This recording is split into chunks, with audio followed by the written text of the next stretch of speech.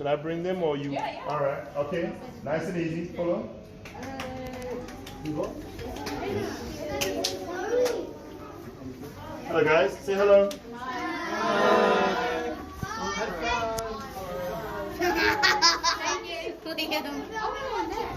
No time to die. Shall we? Nice and easy. Find a seat you want. Pick a seat. Pick a seat. Pick a seat. Yes, it's for you. Whatever is on the seat is yours. Don't worry about it. I'll call her later. Just carry on for me. I'll call her later. Yeah, just take a seat. Take a seat. Take a seat. Find any seat. Come on.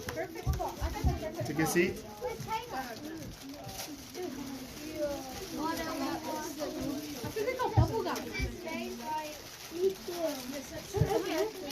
Find a seat. Find a seat.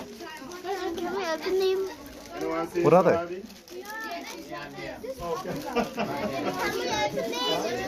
Moses, can we open them? Can we open them? Moses, can we open them, Moses? Yeah. Can we take the spears?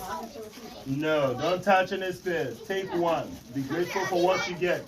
Moses, can we open them? You can ask the nice lady. Excuse me, are we allowed to open these? Yes, you are. You're supposed to be listening at the same time. Hey, What's in it? thank you.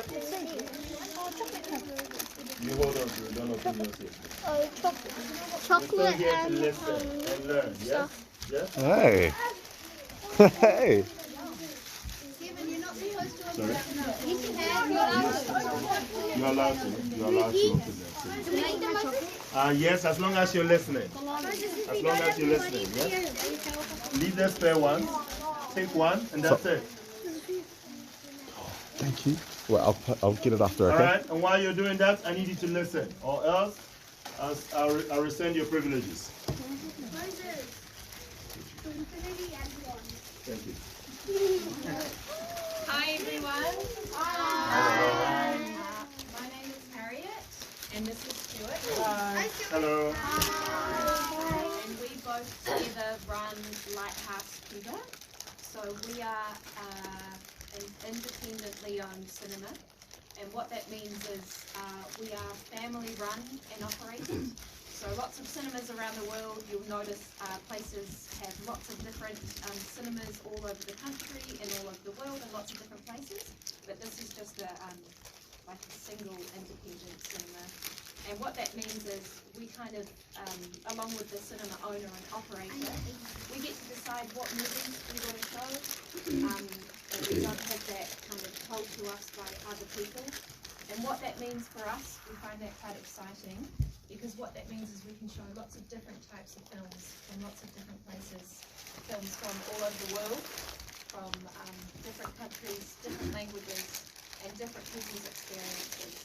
So we like to think that people are coming to the cinema not just to see something that they recognise, but also to learn something, to maybe see someone who's a bit different from them, and also sometimes to see movies about people who are similar to them that they might not normally have seen. So ideally a film should challenge you a little bit. So you should be thinking, wow, that's different to what I expected to see, and that's different from what I experienced. And also see something that is the same. So it's always nice to see a film and recognise something in yourself. So what we're going to do today, unless you guys have questions now, we thought we'd show you a few trailers from a few upcoming films. Some of them are animated films, some of them are superhero films, some of them are documentaries. So we just thought we'd give you a little taste of lots of different types of movies so that you can get an idea of all the different stories that can be told. Unless before we start you guys have any burning questions before we show those to you. Does anyone have any questions to begin?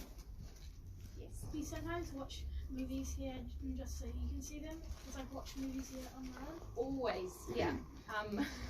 So ideally we like to watch the movies before they come out, because we like to know what they're like and what they're about, and also so that we can recommend them to people, so we can say, hey, this movie is a little bit scary, or this movie gets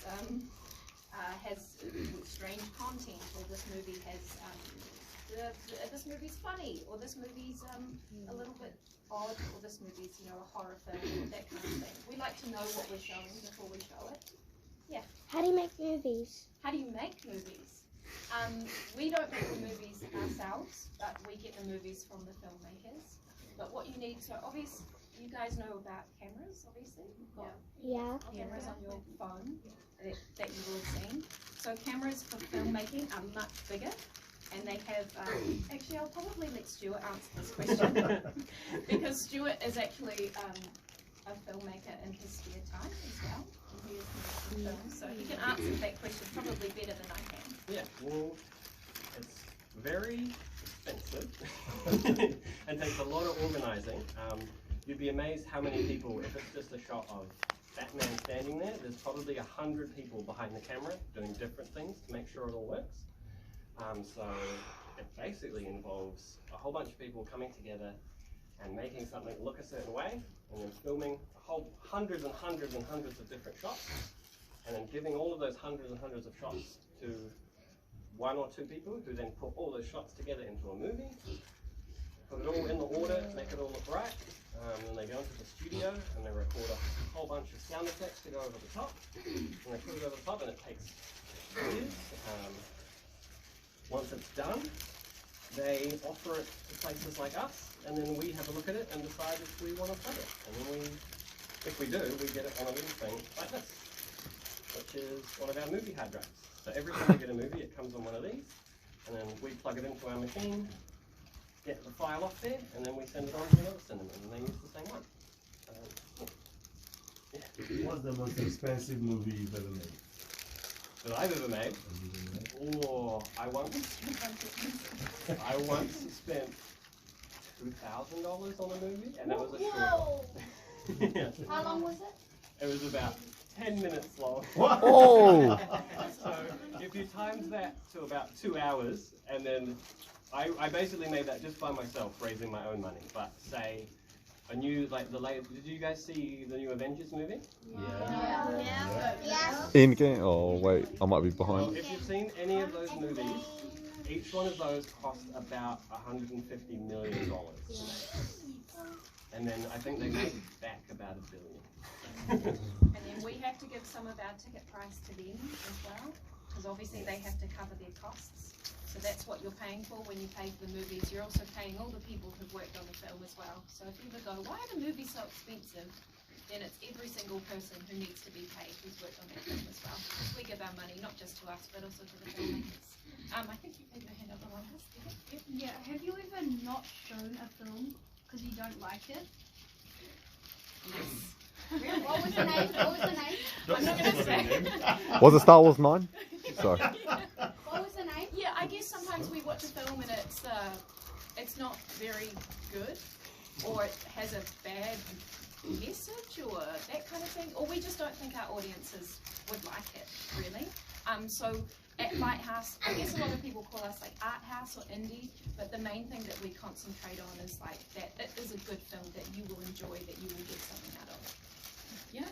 What has been the most controversial film that you've shared here? Controversial. Oh, probably Joker, actually. Maybe. Yeah, I was going to say maybe Moonlight. Then we had a few people walk out of that. It wasn't, the film itself wasn't controversial, but People actually walked out. Oh! Did they ask for a refund? no, I think they knew that they were walking out for not good reasons. And they didn't want to ask for a refund. Yeah, but in general, I think we have a really open-minded audience, and also they're already coming to an art house cinema. They're already coming here. They're already expecting different movies with challenging topics, I guess. So we've never had anyone like picketing or complaining about us showing anything. Really. My school provides films ourselves as well. Oh, nice. Do you guys make them, or? We make them, we edit them. That's a really good skill to learn.